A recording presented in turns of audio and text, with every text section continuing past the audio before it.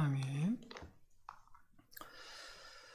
고마우신 하나님 아버지, 오늘도 우리에게 이 새벽을 깨우게 하셔서 주의 전전으로 나와 주의 음성을 들으며 주의 말씀 앞에 귀 기울이게 하심을 감사드립니다.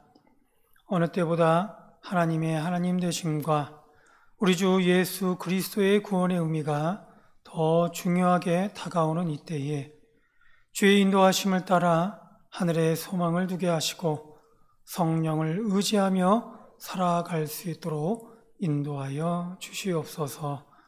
비록 우리의 부족함이 있어 때때로 우리의 욕심을 따라 살게 되므로 죄 가운데 있기도 하고, 비록 우리의 연약함이 있어 때때로 악한 영들의 유혹과 미혹에 빠져 고통 속에 허우적대기도 하지만, 그럼에도 하나님께서는 우리에게 기회를 주셔서 오늘도 하나님의 사랑을 힘있게 하시고 주의 능력의 손길로 인도해 주시니, 회복해 하신 하나님, 이런 우리의 부족함과 연약함을 이끌어 주셔서 오직 주의 은혜로 채워주시고 주의 강한 손으로 인도하여 주시옵소서. 바라기는 언제 끝날지 모르는 코로나의 이 질병으로부터 이기는 믿음을 주시고, 더욱더 강팍해져가는 이 사회의 불안함과 불신앙으로부터 주의 은혜로 충만케 하시며, 점점 더 하나님으로부터 멀어지고 주의 복음을 거부하는 이 세대로부터 우리의 영혼이 잘 되게 하시고 강건케 하여 주시옵소서. 또한 무엇보다 하나님의 꿈과 비전을 이루기를 원하는 우리 젊은이들에게 힘과 능력과 지혜를 주셔서 하나님의 비전을 따라 가게 하여 주시옵시고, 육신의 아픔이 있어 자유롭지 못한 우리 성도들에게는 성령의 위로하심과 더불어 치료하심과 나음이 있을 수 있도록 인도하여 주시옵소서. 오늘도 주 앞에 엎드려 찬송으로 영광 돌리고 주의 말씀 앞에 순종하기를 원하며, 주께 드리는 기도를 통해 하나님의 뜻을 알고 그 말씀대로 살아가기를 원하는 우리 새벽 성도들에게 오늘도 한없는 주의 은혜와 복으로 풍성케 하여 주시옵소서. 감사하며 예수님의 이름으로 기도드립니다. 아멘. 이 시간 우리 같이 보실 말씀 마태복음입니다. 마태복음 4장 1절에서 11절입니다.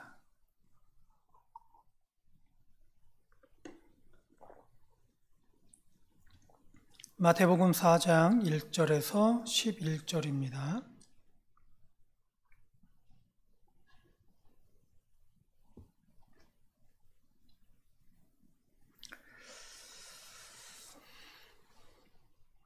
마태복음 4장 1절에서 11절, 제가 한 절 여러분들 한 절 교독하겠습니다. 그때 예수께서 성령에 의해 이끌려 마귀에게 시험을 받으러 광야로 가사 시험하는 자가 예수께 나와서 이르되, 내가 만일 하나님의 아들이거든 명하여 이 돌들로 떡덩이가 되게 하라.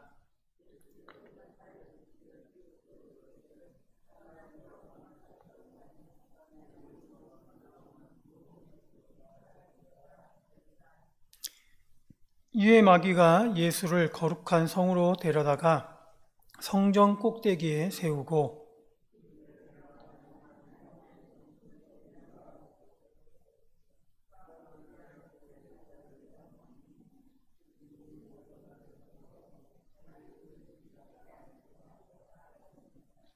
예수께서 이르시되 또 기록되었으되 주 너의 하나님을 시험하지 말라 하였느니라 하시니,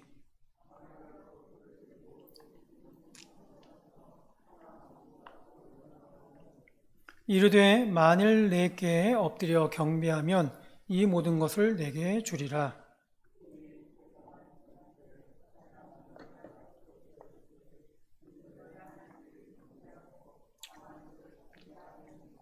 같이요. 이에 마귀는 예수를 떠나고 천사들이 나와서 수종드니라. 아멘. 1절에 그때에 예수께서 광야로 갔다라고 오늘 말씀을 시작하고 있습니다. 여기서 그때란 이제 때가 되었다라는 것이죠. 세례를 받으신 예수님께서 이제 하나님의 사명을 따라서 예수님께서 이 땅에 오신 목적에 따라 바로 하나님의 사명을 시작할 때가 되었다라는 것을 말씀하고 있습니다. 그렇기 때문에 예수님 자신이 정하신 때를 따라 가신 것이 아니라 주목할 것은 그때에 예수께서 성령에게 이끌려 광야로 가셨다라고 말씀하고 있습니다. 하나님의 사명을 감당할 때가 되면 혹은 하나님의 뜻을 따라야 할 때가 되면 성도는 자신의 생각이나 감정이 아닌 성령을 따라 움직이려고 해야 합니다. 성도가 성령을 따라야 하는 이유는 그래야만 오늘 예수께서 마귀에게 시험을 받으러 가신 것처럼 마찬가지로 성도도 하나님의 일을 위해 기꺼이 복음과 함께 고난도 받을 수 있기 때문입니다. 우리가 하나님의 뜻을 이루려고 하고 하나님의 일을 가려고 할 때를 보면 우리 마음에 드는 그런 곳으로 가는 것이 아니라 우리 마음과 다른 차이가 나는 그런 곳으로 갈 때가 많이 있어요. 그렇기 때문에 늘 그런 이 세상의 그런 유혹과 미혹에 따라서 늘 부딪힘이 있습니다. 그때 우리는 고난도 받을 수밖에 없다라는 것이죠.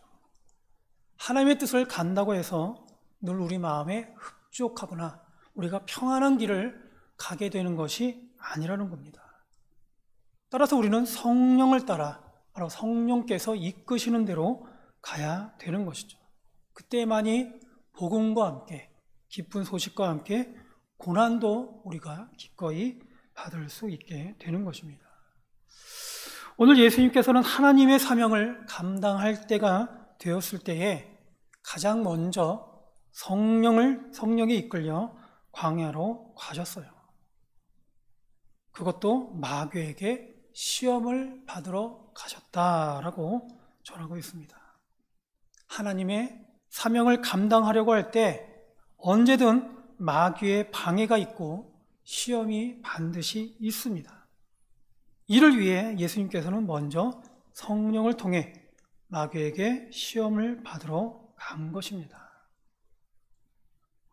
그런데 2절에 보면 예수님께서 시험을 받으러 가시면서 취하신 자세입니다. 40일을 밤낮으로 금식하신 후에 줄이신지라 라고 말씀하고 있습니다.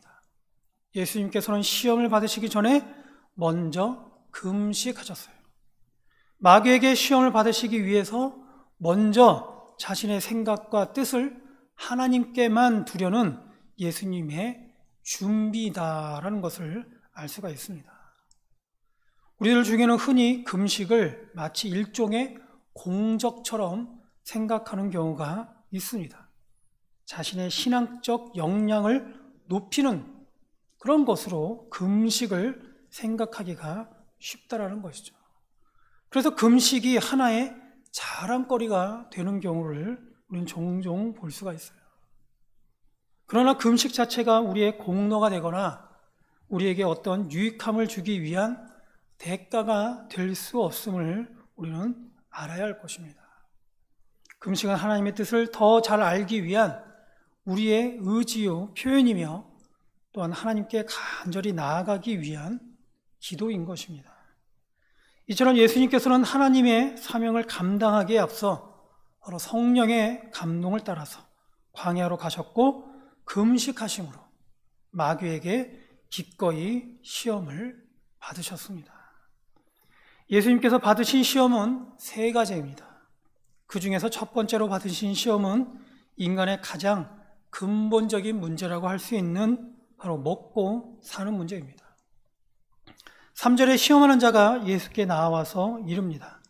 내가 만일 하나님의 아들이거든 명하여 이 돌들로 떡덩이가 되게 하라. 금식하신 후 가장 육신적으로 약해 있을 때 그리고 육신적으로 가장 필요한 먹을 것으로 지금 마귀는 예수님을 시험합니다. 오늘날 우리에게도 마귀는 언제든 우리가 가장 약한 부분을 지속적으로 공격합니다. 아직까지도 해결하지 못한 우리의 가장 약한 부분을 언제든 마귀는 공격한다라는 것입니다. 그렇게 돈에 약한 자들을 향해서는 하나님의 일을 앞두고서 돈으로 시험하는 것이죠. 혹은 건강이 약점인 자들을 향해서는 건강으로 시험을 해요.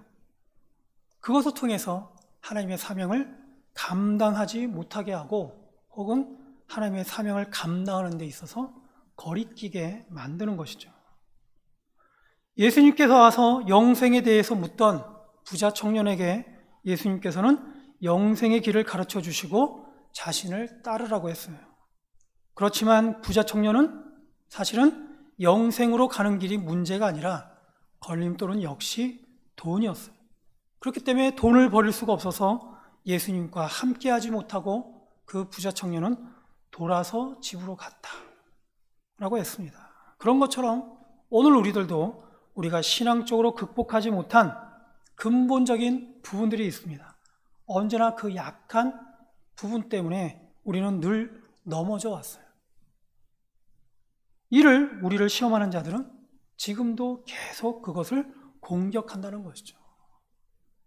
예수님께서는 금식하신 후 첫 번째 시험을 당하셨는데 시험하는 자, 즉 마귀는 배고픈 예수님을 향해 이 돌들로 떡덩이가 되게 하라 라고 하고 있습니다.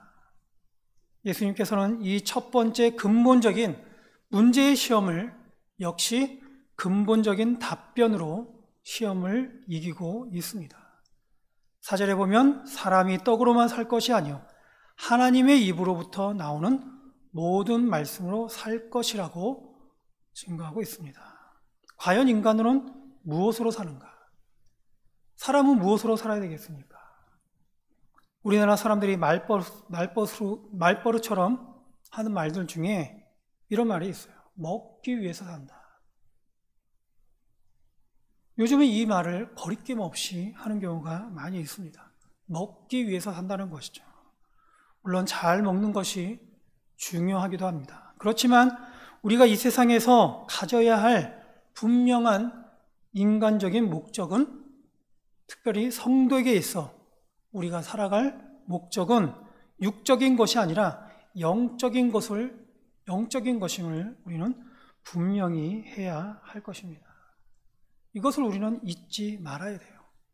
하나님께서는 우리 인간들을 영적 존재로 우리를 지으셨다라는 것이죠. 하나님은 영이시니 예배하는 자가 영과 진리로 예배하리라 라고 하신 것처럼 우리의 인간의 근본은 육이 아니라 영임을 기억해야 할 것입니다.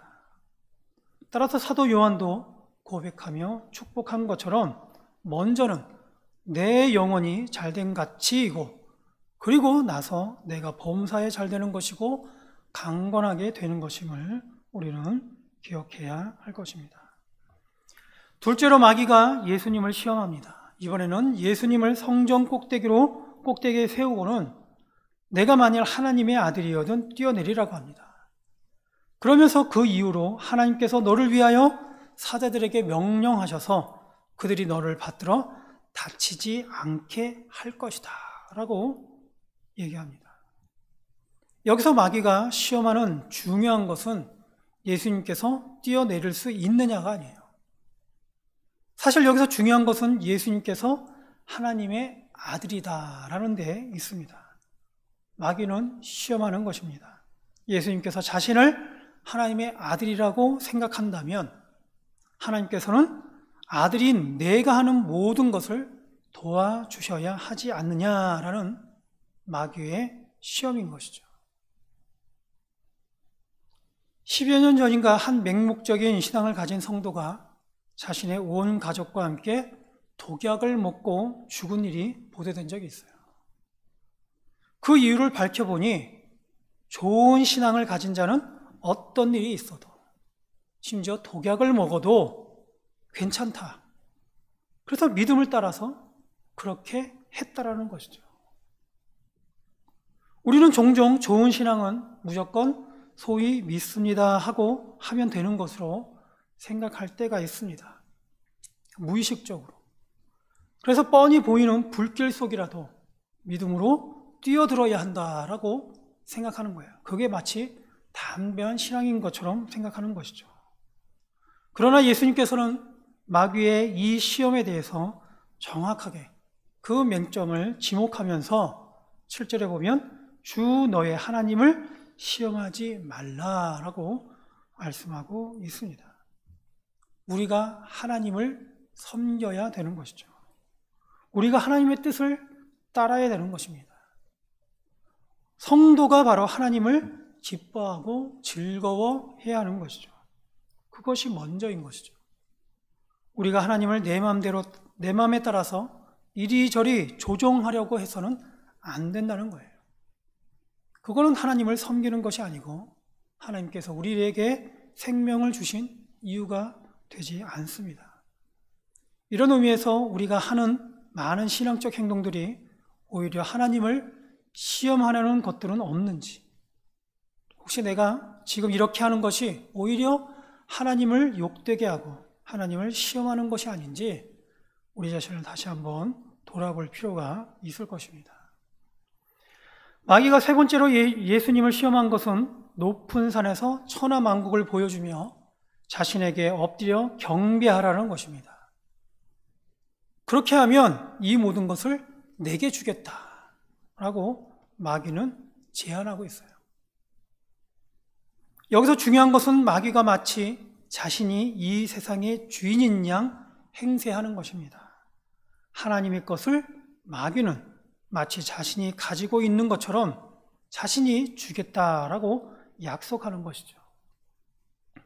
태초에 하나님이 천지를 창조하셨습니다. 이 세상의 주인은 하나님이십니다. 그런데 오늘 마귀가 예수님을 시험한 것처럼 오늘날 우리 성도들에게도 같은 시험이 있습니다. 이는 우리가 욕심으로 하나님의 것을 탐내는 것이기도 하고 혹은 하나님이 아닌 세상의 권력자들로부터 우리의 안전을 보장받으려는 생각일 수도 있습니다. 그러나 그 중에서 우리에게 더욱 시험이 되는 것은 지금 내가 소유하고 있다고 해서 이 모든 것이 내가 마음대로 할 수 있는 내 것이다 라는 생각입니다. 우리는 이 생각이 매일매일 우리를 시험하고 있는지 모르겠어요. 그래서 교회 안에서조차도 우리는 하나님이 주신 것임에도 불구하고 내가 주었다고 하고 혹은 하나님이 하셨음에도 불구하고 하나님이 하신 것이 아닌 내가 했다라고 하는 생각에 의해서 우쭐대고 자랑할 때가 많이 있어요. 이에 대해 예수님께서는 역시 말씀하고 있습니다. 사단아 물러가라, 기록되었으되 주 너의 하나님께 경배하고 다만 그를 섬기라 라고 말씀하고 있습니다. 우리 성도의 삶은 근본적으로 영적이어야 함을 우리는 잊지 말아야 할 것입니다. 영이신 하나님과 영원히 함께하는 것이 바로 우리 성도가 살아야 할 성도의 삶입니다. 어떻게 보면 우리가 이것을 인식하고 있다면 더더욱 하나님의 뜻을 따라 살게 될 것이고 하나님의 뜻을 저버리는 일이 없을 것입니다. 따라서 성도는 영적으로 살아야 되는 것이죠.